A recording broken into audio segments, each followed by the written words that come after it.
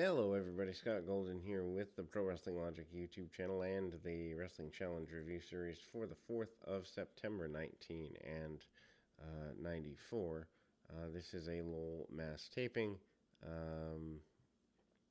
Then again, we go to really basic run there.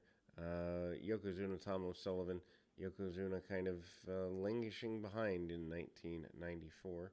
Actually takes some time off later in the year. Also does end up going at it with The Undertaker again at the Royal Rumble. Yokozuna still managed by Jim Cornette and Mr. Fuji at the time. Thomas O'Sullivan, very basic maneuvers, and this is the Lowell Memorial Auditorium for this particular run here. Punch kick by Yoko. Yoko gaining a bunch of weight, thus hindering his mobility. Uranagi suplex followed by a big bonsai drop from Yoko. And not exactly a good place to be if you are a fan of anybody but Yokozuna in that moment. SummerSlam highlights basically letting us know that Bret Hart beat Owen Hart in probably what might be Owen's most well-remembered match, I think. Diesel is your former Intercontinental Champion as Razor Ramon defeated him. They highlight that pretty well. Walter Payton getting involved, and the Paul Bearer's Undertaker taking on and defeating the Nature That Is, the Ted DiBiase Undertaker. They highlight that pretty well. Only one Undertaker left in the WWF. Duke Josie and Barry Hardy are up next. Obviously, Duke Dumpster Josie around for about another year or so. Not exactly in a strong position. Very punch kick, clothesline based mentality. The Barry Hardy is a fantabulous enhancement talent who brings the best out of his guy, and big power slam by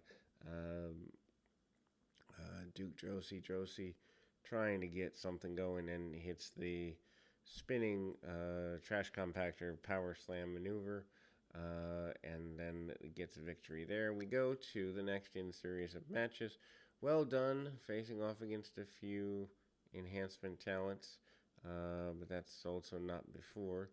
We get Jim Neidhart managing to do some damage to an enhancement talent here as well.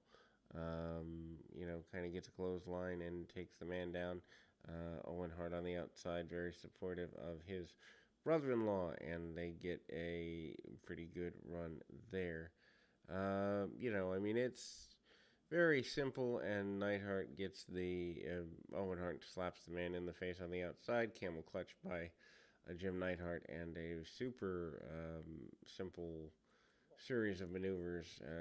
Jim Neidhart not looking good in this particular run of time here. Enhancement talents, Captain Lou Albano still with the Head Shrinkers, even though the Head Shrinkers are former tag team champions right now. Tim McNeely and one other local area New England talent against Samu and Fatu. The Head Shrinkers going into this particular run here, we then kind of see, very basic punch kick, back kicks, headbutts, and the top rope splash win for the Head Shrinkers in quick order. They are still considered a pretty top tag team going forward here. Double J against Tony Roy. Tony Roy, a Killer Kowalski standout. Double J not exactly at his peak yet by any stretch of the imagination, wearing the tights and the white suspenders. Roy coming up with some basic maneuvers, punches, kicks, and then we see Double J working over his adversary pretty aggressively, and eventually hits chop block and the run to a figure four, getting a victory there. Your Well Done matches, as mentioned earlier, Well Done doing some double team maneuvers, spinning heel kick by Stephen Dunn, and ultimately Well Done gets a victory. Harvey Whippleman still presenting them. They're straight out of Memphis, and it shows. Doink the Clown with Dink. I didn't know Dink remained here until this late in 94, because Dink hasn't been on every program as of late. Big kick by Doink, and hits the big elbow out of the corner, hits the whoopee cushion, and a very short, maybe 3-minute match by Doink. Doink managed to get the whoopee cushion and a win, and Dink celebrating with Doink post-match. That will be the end of this one. We'll move forward, and we'll be back right after this.